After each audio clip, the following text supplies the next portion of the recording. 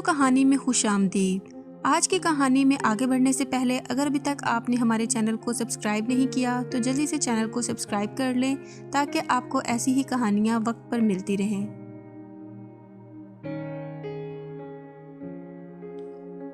میری عمر 36 سال ہے۔ میری لو میرج ہوئی تھی۔ ہم کلاس فیلوز تھے اور ایک دوسرے کو 6 سال سے جانتے تھے۔ ہم بہترین دوست تھے۔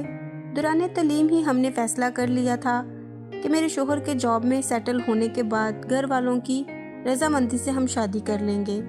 میرے شوہر کی جاب کے بعد ہمارے گھر والے ملے اور ہماری شادی ہو گئی۔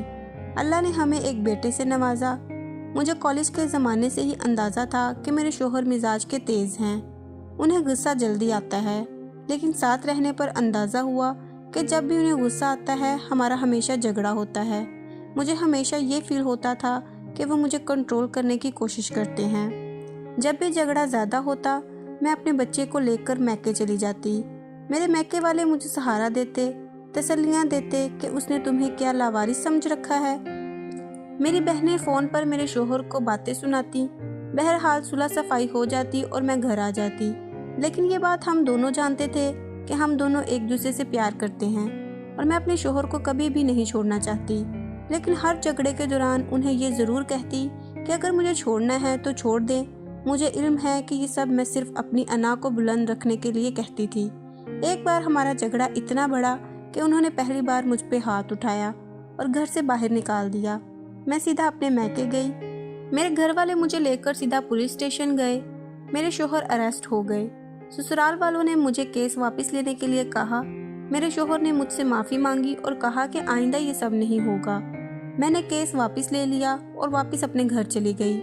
3 ماہ بعد ہمارا پھر سے جھگڑا ہوا اور میں ہمیشہ کی طرح بچہ اٹھا کر اپنے میکے چلی آئی۔ 2 دن بعد مجھے خبر ملی کہ میرے شوہر اسپتال میں ہیں۔ میرے گھر والوں نے مشورہ دیا کہ مجھے انہیں دیکھنے جانے کی کوئی ضرورت نہیں، بلکہ میری بہنوں کا کہنا تھا کہ یہ سب ڈرامہ ہے۔ تمہیں ایموشنلی بلیک میل کرنے کے لیے وہ 1 ہفتہ اسپتال میں رہے۔ نہ میں ملنے گئی اور نہ ہی کال کی۔ کچھ دنوں بعد مجھے طلاق کا سمن ملا۔ مجھے طلاق نہیں چاہیے تھی۔ مجھے اپنے شوہر سے محبت تھی۔ میں اپنا گھر خراب نہیں کرنا چاہتی تھی، لیکن میری انا آڑے آ رہی تھی۔ مجھے لگا کہ طلاق کا منع کر کے میں نیچی ہو جاؤں گی۔ میں نے انہیں کال کی کہ جب چاہیں طلاق لے لیں۔ میں بھی اس جہنم میں نہیں رہنا چاہتی۔ کورٹ میں ہمارا کیس آسانی سے نپٹ گیا۔ میرے شوہر نے میری ساری ڈیمانڈز، بچے کی کسٹڈی اور خرچہ دینا قبول کر لیا۔ ان کا کہنا تھا کہ وہ میری سب باتیں ماننے کے لیے تیار ہیں، انہیں صرف طلاق چاہیے۔ اس طرح جولائی 2009 میں میری طلاق ہو گئی۔ میرے شوہر نے کچھ عرصے بعد دوسری شادی کر لی۔ ان کے بچے بھی ہو گئے، لیکن میرے بچے سے ملنے اکثر آتے ہیں، اس کی ہر ضرورت کا خیال رکھتے ہیں۔ بچے کا خرچہ مجھے پابندی سے ملتا ہے، بلکہ میرا گزارا بھی انہی پیسوں سے ہوتا ہے۔ میں اپنے بچے کے ساتھ میکے میں رہتی ہوں۔ میرے تمام بہن بھائی اپنی اپنی زندگی میں خوش ہیں۔